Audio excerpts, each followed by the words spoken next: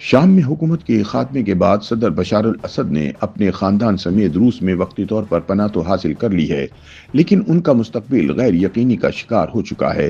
اب جبکہ شام میں اسلامی جہادی گروپ ہیئت تحریر الشام حکومت سازی کا کام آگے بڑھا رہا ہے، تو شام کے معزول ہونے والے صدر، ان کے اہلیہ اور ان کے 3 بچوں کے مستقبل کے بارے میں بھی یقین سے کچھ نہیں کہا جا سکتا۔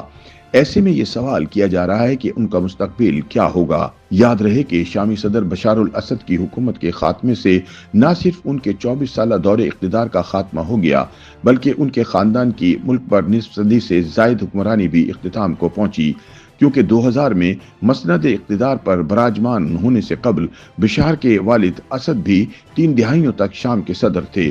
بی بی سی اردو کی ایک رپورٹ کے مطابق سال 2011 میں شام میں شروع ہونے والی خانہ جنگی کے دنوں میں روس بشار الاسد کا اہم اتحادی بن کر سامنے آیا تھا، جس کے شام میں 2 فوجی اڈے بھی موجود ہیں۔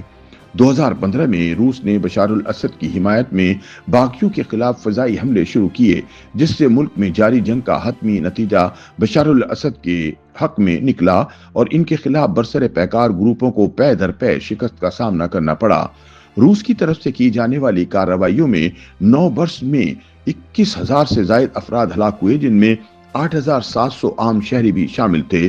تاہم اس مرتبہ روس کی توجہ یوکرین جنگ پر ہونے کی وجہ سے وہ بشار الاسد کے مخالف باغیوں کے حملے روکنے کی پوزیشن میں نہیں تھا، لہٰذا باغی جیت گئے۔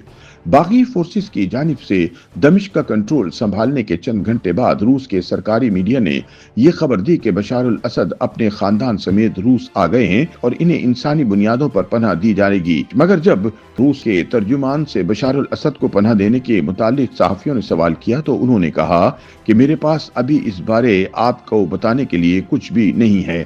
یقیناً پناہ سے متعلق فیصلہ ریاست کے سربراہ کی اجازت کے بغیر نہیں لیا جا سکتا، یہ ان کا فیصلہ ہے۔ اب گول مول بیان کی وجہ سے شاید یہ ہو کہ شام کی نئی حکومت روس سے بشار الاسد کی حوالگی کا مطالبہ نہ کر دے۔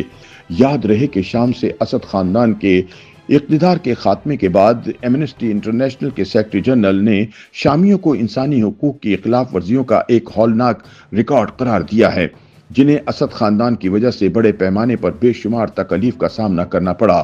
ان انسانی حقوق کی خلاف ورزیوں میں کیمیائی ہتھیاروں اور بیرل بم سے حملے اور دیگر جنگی جرائم شامل ہیں۔ جرائم کی اس فہرست میں قتل، تشدد، جبری گمشدگیاں اور غارت گری شامل ہیں، جو انسانیت کے خلاف سنگین جرائم ہیں۔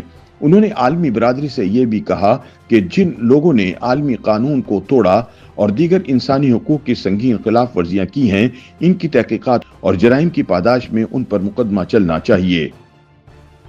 YouTube پر گوگلی نیوز دیکھنے کے لیے youtube.com کی سرچ بار میں googly news T V type کریں۔ گوگلی نیوز کے پیج پر سرخ رنگ کے سبسکرپشن والے بٹن پر کلک کرنا نہ بھولیے۔ YouTube پیج پر اپلوڈ ہونے والی ویڈیوز سے باخبر رہنے کے لیے بیل آئیکن پر کلک کیجیے۔ آپ کو ہر نئی ویڈیو کے بارے میں نوٹیفیکیشن موصول ہو جائے گا۔